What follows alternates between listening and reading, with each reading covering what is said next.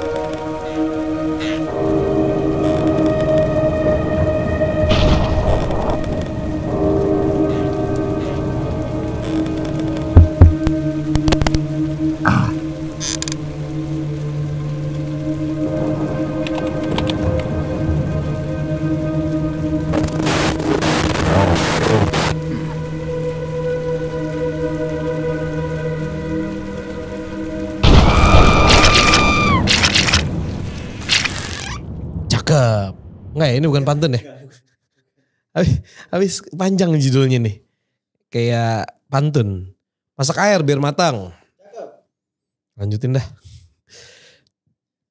Oke, ini beritanya gua dapat dari detik.com yang berjudul tadi ya, tamatnya kisah ambulan horor di Bandung yang pindah ke Parung. Ini diposting beritanya pada hari Senin 16 Mei 2016 pukul 14:46. Penulisnya ini adalah Erna Mardiana. Wow. Oke. Gue sekarang lagi ngeliat gambar dari si ambulannya. Lumayan hancur ya. Membuat kesan seremnya jadi makin kerasa sih ya. Ini baru ngeliat sekilas doang sih. Kayak enggak deh main deket-deket situ kayaknya. Oke. Ini apa ya? Bandung ya. Lokasinya di Bandung.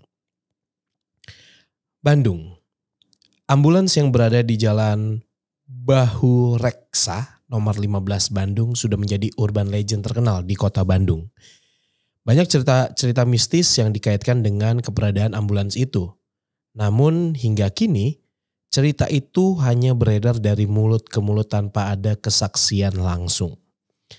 Dari berbagai sumber, kisah-kisah tentang ambulan horor ini berawal dari rumah milik keluarga Belanda.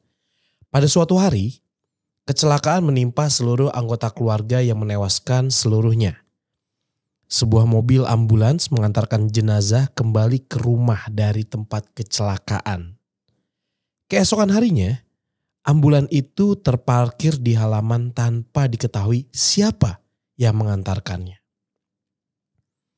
Berkali-kali dikembalikan ke rumah sakit, ambulans itu selalu kembali lagi. Ini ambulannya gak bisa move on kayaknya.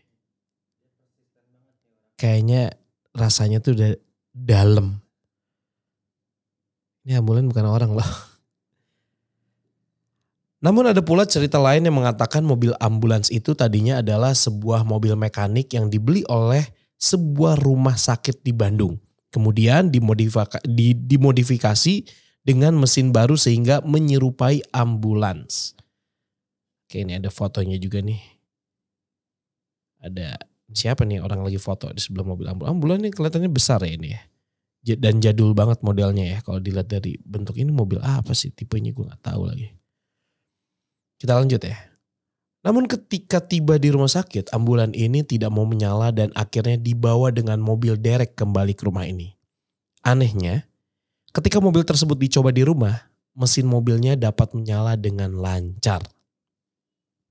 Sekali lagi, Rangkaian cerita itu hanya sekedar cerita saja dari mulut ke mulut. Tak pernah ada yang jelas bagaimana kisah sebenarnya ambulans itu. Pada 2008 lalu, kisah keangkeran ambulans ini dimanfaatkan oleh 4 anak muda kota Bandung. Mereka menyewa rumah tersebut lalu menyulapnya menjadi sebuah distro. Nama tokonya pun diberi nama Ambulance Shop. Mobil ambulans ini dibiarkan terparkir di halaman namun ditutup dengan penutup mobil. Mitos soal ambulan ini malah membuat untung pemilik distro. Apalagi setelah munculnya film Hantu Ambulans.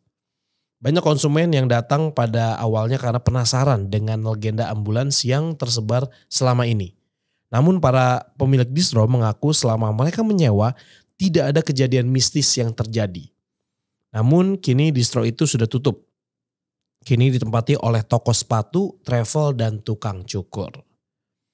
Ini kita harus tanya lagi nih, kira-kira waktu ngebawa set distro itu dengan ambulan disewa sekalian rumah dan ambulan itu disewa tuh omsetnya berapa ya?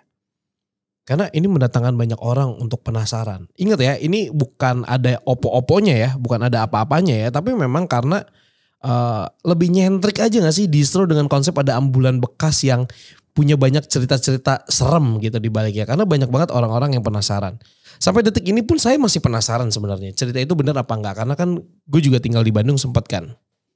Dan keluarga besar gue juga tinggal di Bandung. Jadi ketika gue liburan ke Bandung itu pasti pernah ngedengar cerita tentang ambulan ini. Dan kemudian pada faktanya cerita mistis yang selama ini berkembang bahwa ambulans tak bisa dipindahkan ke tempat lain karena akan selalu kembali lagi ke bahu reksa nomor 15 tampaknya kini terpatahkan. Buktinya 2 bulan lalu ambulans ini sudah diangkut ke luar kota Bandung. 2 bulan lalu ambulans sudah diangkut, ucap Agus Triadi 51 tahun. Salah satu pengontrak rumah di Jalan Bahu Reksa nomor 5. Saat berbincang bersama detik.com itu pada hari Senin. Menurut Tri, pemindahan ambulans horor ini merupakan permintaan anak pemilik rumah. Sang empu ambulan, enggak ini empu dong.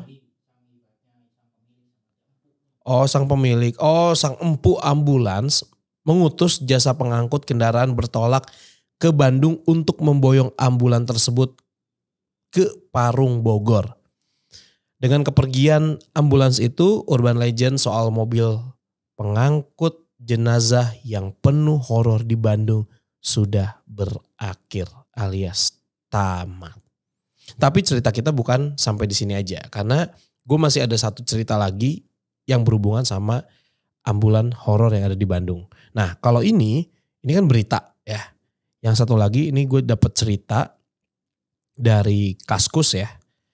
Dari Kaskus ini ditulis sama Masih Roll 47. Dan ini diposting pada tanggal 20 Maret 2014.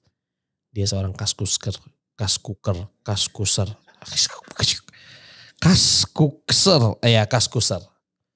Ini dengan judul Hantu Ambulans di sebuah bengkel di Bandung Utara. Ini kalau misalnya dari hitungan waktu berarti ini kejadiannya adalah ambulan itu belum dipindahkan ke Parung ya. Karena dipindahkan ke Parung 2016 tadi. Benar gak sih? Iya 2016 ini 2014. Oh 2013 malah. Oh dipublishnya 2014. Kejadiannya kayaknya ya. Narasumbernya ini adalah gladiator_p @myself.com. Penyadur Dimas Tria, editor Sindu dan Andrew. Oke, itu dia yang menulis di thread Kaskus ini ya. Alright, langsung aja kita masuk ke cerita yang ada di Kaskus ini. Saat ini aku bekerja di sebuah bengkel di kawasan Bandung Utara. Aku terbilang sebagai karyawan baru, bahkan seingatku aku baru 3 bulan bekerja di sini. Tapi ternyata bukan hanya pengalaman biasa saja yang aku dapati di tempat kerja baruku ini. Tapi juga pengalaman mistis yang tidak akan pernah bisa aku lupakan. Tidak seperti biasanya, Hari itu kebetulan bengkel sedang sepi. Akibatnya aku pun hanya duduk bermalas-malasan sambil mengobrol santai bersama dengan temanku. Apalagi didukung dengan cuaca yang sangat mendung. Sepertinya hujan akan turun sebentar lagi, bahkan petir sudah mulai terdengar. Tepat saat rasa kantuk mulai menyerangku. Tiba-tiba, tin tin, mobil datang. Gak serem dong, mobil. Aku pun tersadar saat ada sebuah mobil masuk ke pelataran bengkel. Wah, ada pelanggan nih pikirku. Saat aku melihat, aku sempat terkaget karena mobil yang datang adalah sebuah mobil ambulans. Semua pegawai nampaknya enggan untuk menservisnya dan langsung berpencar seolah-olah banyak kegiatan. Tapi ini kan tulisannya, tapi nggak ada, itu nggak ada. Ini nggak, karena orang Bandung. Orang Bandung. Gue kebayang tuh pas mobil ambulan datang. Aduh, ambulan. Dan cerita urban legend ini tuh sebenarnya udah terdengar. Dan gue nggak tahu ya, gue ngebayanginnya adalah mobil ambulans ini datang dengan kondisi yang memang udah rusak. Terus datang aja gitu, mesinnya tetap jalan. Jadi orang-orang pas ngeliat, gue males. Terus pura-pura ngoprek, benerin apa. Padahal dari tadi kan cuma tidur-tiduran aja ya. Ya dari tadi cuma tidur-tiduran aja. Sialnya, bosku saat itu melihatku. Dia asing, ini sial banget. Kayak dari banyak karyawan, terus bosnya tuh lagi nengok ke lu gitu misalnya. Kayak nyet, mau gak mau gue yang ngerjain dong ini karena lu ngeliat mata gue ya kan. Sialnya bosku saat itu melihatku. Dia pun langsung menyuruhku menservis mobil ambulans ini. Sebuah mobil ambulans yang terlihat sudah cukup tua dan dibawa oleh seorang laki-laki tua yang tidak banyak bicara. Bahkan dia langsung bertemu dengan bosku dan terlihat berbincang-bincang serius sambil beberapa kali melihat ke arah mobil. Tak berapa lama kemudian laki-laki tua itu langsung pergi disusul dengan datangnya bosku kepadaku dan memberitahu apa yang harus dilakukan terhadap ambulans itu. Tanpa pikir panjang dan berlama-lama aku mencoba melihat seluruh bagian mobil ini dan entah kenapa bulu kuduku sempat merinding seketika. Astaga, saat aku membuka pintu belakang ambulans aku terkaget ketika mendapati masih ada keranda mayat di dalam mobil itu. Aku mencoba untuk tetap tenang. Dan agar cepat selesai aku langsung menservis mobil ambulans itu. Tidak ada seniorku yang ikut membantu saat itu. Yang ada mereka malah menakut-nakutiku. Sial, gerutuku pada mereka. Tak berapa lama hujan pun mulai turun. Suasana menjadi lebih gelap. Sejenak aku meninggalkan mobil ambulans itu untuk membawa senter. Tapi ketika aku kembali masuk lagi ke kolong bagian bawah mobil, suasana pun mendadak mencekam. Aku tiba-tiba mencium bau yang sangat mengganggu. Seperti bau apa? Bukan menyan. Bau amis darah. Bau itu jelas sesekali berasal dari arah mobil ambulans ini. Walaupun takut, tapi aku berusaha untuk tidak menghiraukannya. Belum sempat aku berpikir tiba-tiba aku mendengar suara dari arah mobil. Aku yang sedang berada di bawah mobil mendengar seperti ada orang yang bergerak di dalam mobil. Padahal jelas-jelas hanya ada keranda kosong di dalam mobil. Karena penasaran aku langsung keluar dari kolong mobil dan buru-buru membuka pintu belakang ambulans. Tak ada siapa-siapa di sana. Kosong. Hanya saja aku yakin kalau keranda itu sekarang posisinya terbalik.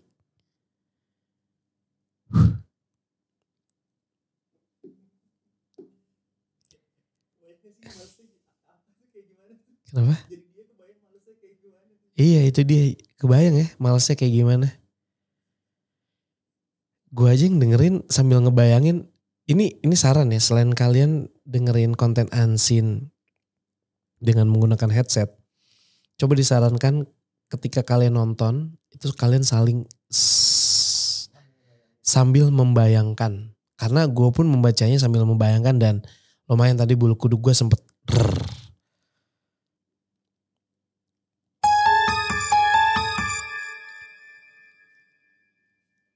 Saat hari mulai beranjak petang dan semakin gelap dan mobil belum selesai aku servis, aku memutuskan untuk menghentikan pekerjaanku. Selain karena takut, aku juga merasa lelah sekali. Lagi pula aku memang selalu tidur di bengkel, jadi aku bisa melanjutkannya pagi-pagi sekali. Malam itu aku meminta temanku yang menemaniku tidur di bengkel. Namun tidak seperti biasanya, kali ini tidak ada yang mau menemaniku. Mungkin karena ada mobil ambulans itu ya, makanya mereka tidak mau menemaniku menginap di bengkel. Aku pun mengejeknya. Ah, dasar penakut kamu. Tadi siang nakut-nakutin, tapi sekarang kamu yang takut. Satu persatu mereka pun pulang. Dan malam pun tiba. Hujan telah reda. Udara di luar memang terasa sangat dingin. Namun dingin ini tak terasa seperti biasanya. Suasana menjadi terasa berbeda. Aku merasa ada yang tak beres. Aku pun berusaha berpikir positif dan berusaha tidak memikirkan tentang ambulans tua yang terparkir di luar. Waktu menunjukkan pukul 10 malam dan akhirnya aku memutuskan untuk tidur. Entah berapa lama aku tertidur, aku terbangun ketika besi jatuh. Astaga, barang-barang bengkel jatuh. Atau nyala sendiri seperti orang beraktivitas dengan benda-benda. Suara apa itu? Jangan-jangan itu maling. Aku mengambil senter dan linggis bersiap untuk menghajar maling itu. Aku pun bergegas keluar dari kamar yang letaknya tak jauh dari arah bengkel. Saat aku membuka pintu kamar dan melihat ke bengkel, astaga, ternyata gak ada siapa-siapa. Apa cuma mimpiku saja? Aku menengok ke arah jam yang sudah menunjukkan pukul 2 dini hari. Aku pun Aku pun berbalik kembali ke kamar. Ternyata ada cewek ngetawain. Ya Tuhan, ini nyata ataukah hanya imajinasiku saja? Aku mendengar seorang wanita tertawa kepadaku. Refleks aku pun melihat lagi ke arah bengkel dan tetap tidak ada siapa-siapa. Hanya mobil ambulans yang terparkir di tengah bengkel. Senterku menelusuri sekitar bengkel sampai akhirnya senterku menyorot ke arah bengkel dan aku terkejut. Di dalam mobil itu aku seperti melihat ada seseorang namun karena gelap jadi tidak begitu jelas. Perlahan aku pun mencoba memberanikan diri untuk mendekati mobil itu. Woi, siapa tuh? Ada orang gak? Keluar sini. Pikirku masih bercampur aduk. Tidak ada jawaban apapun. Benar-benar hening. Aku pun mundur dan akan kembali ke kamar. Namun tiba-tiba terdengar suara pintu mobil tua terbuka.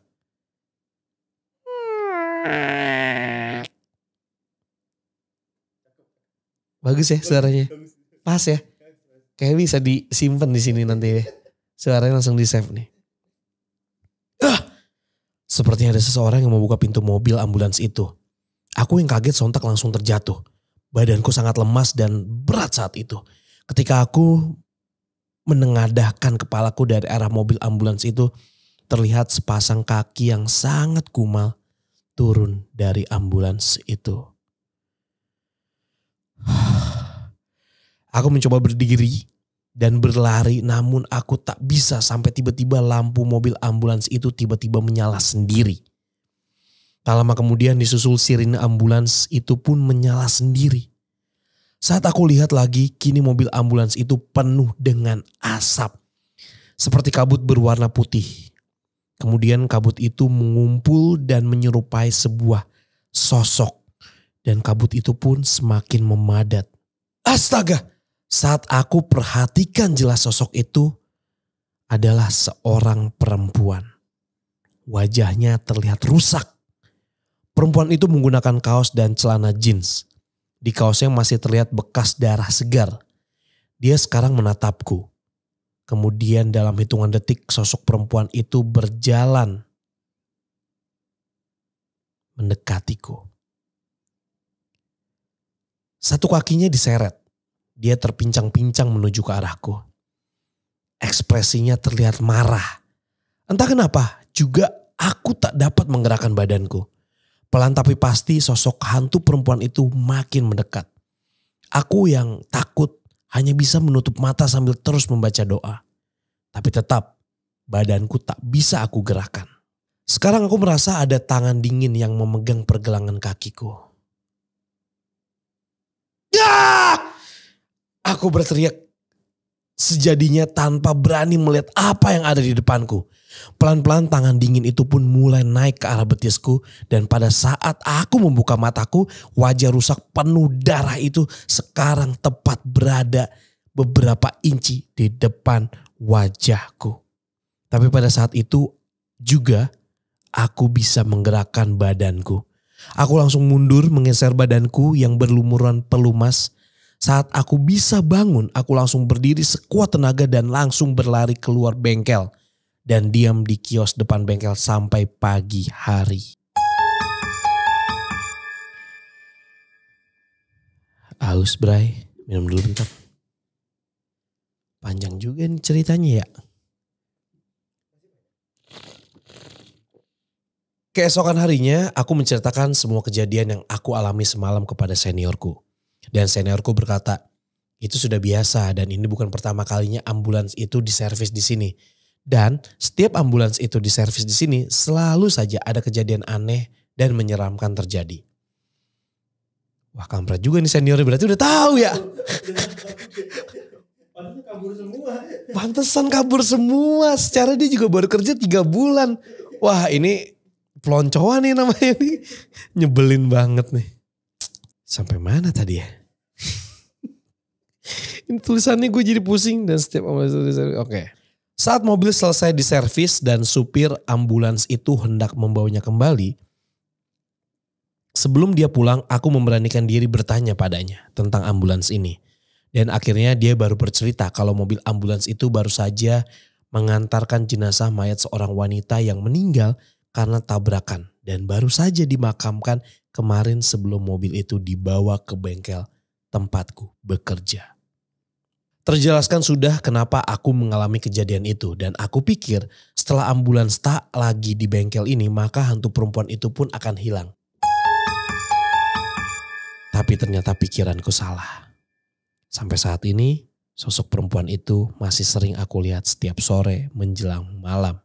Berdiri di bawah pohon yang terletak di pojokan bengkelku. Selesai. Ceritanya cukup menyeramkan. Buat gue, gak tahu buat kalian kayak gimana. Tapi karena ketika gue tadi sambil ngebacain, gue juga sambil membayangkan ya. Bagaimana gambarnya di imajinasi. Apakah kita sama membayangkannya? Kalau sama angkat tangan. Oke. Ini gue ngomongnya ke subscriber gue.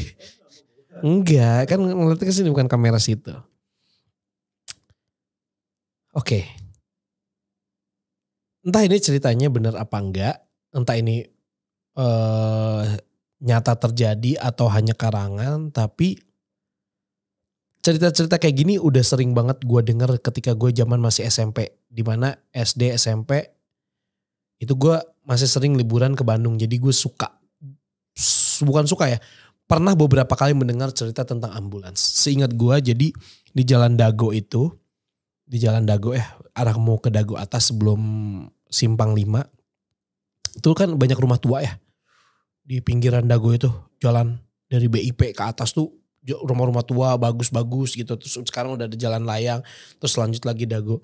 Itu kan bangunan-bangunan tua. Jadi waktu itu pernah sepupu gue, saudara gue itu rumahnya itu di seberang dari tempat rumah tua ini. Jadi gini, ini jalan, ini rumah sepupu gue. Nah di sini tuh ada rumah gede juga. Nah di parkiran garasi mobilnya itu tuh ada mobil tua. Gue lupa entah itu ambulans ya, gue lupa. Entah itu ambulans atau mobil tua kayak VW. Nah cerita mistis yang gue pernah dengar di situ adalah bahwa kalau garasinya, jadi gini, garasi yang bisa didorong ditutup itu loh, yang di dalam. Jadi dia masih punya pekarangan lagi, rumahnya luas halamannya. Tapi kalau masuk ke garasinya yang bisa ditutup gitu. Tapi tempatnya masih lega ya di luar-luarnya. Jadi pintu garasi itu tuh gak boleh ditutup rapat. Harus dibuka begini. Harus ada dibuka. Itu kalau ditutup katanya rumah itu aktivitasnya banyak banget. Entah lampu nyala sendiri, hidup sendiri, terus tiba-tiba ada suara di dapur, kayak aktivitas orang lagi masak, ada suara berisik, ada suara lari-lari. Coba tolong dicek itu di rumah mana tuh. Itu gua nggak tahu. Seingat gua terakhir gua ke Bandung itu kayaknya tempat itu sekarang dipakai jadi tempat usaha. Gue pengen sebutin, cuman gue takut salah. Takut karena gue udah lama banget gak ke Bandung kan. Jadi kalau misalnya balik lagi ke cerita ini benar atau enggak, karena yang berhubungan sama makhluk-makhluk astral ini atau tidak terlihat, unseen, itu kan kita punya pengalaman berbeda-beda ya. Bisa juga walaupun ini fiktif tapi kejadian seperti nyata karena bukan kita yang ngalamin, tapi orang lain yang ngalamin. Jadi pesan saya adalah untuk si sosok aku di sini, ketika mendapati mobil ambulans rusak, jangan, kan dia junior, pura-pura aja sakit. Jadi biar lu nggak mendapatkan pengalaman itu. Oke, sekian untuk cerita Unseen kita malam ini. Sampai jumpa lagi di Unseen episode berikutnya. Selamat malam. And cut.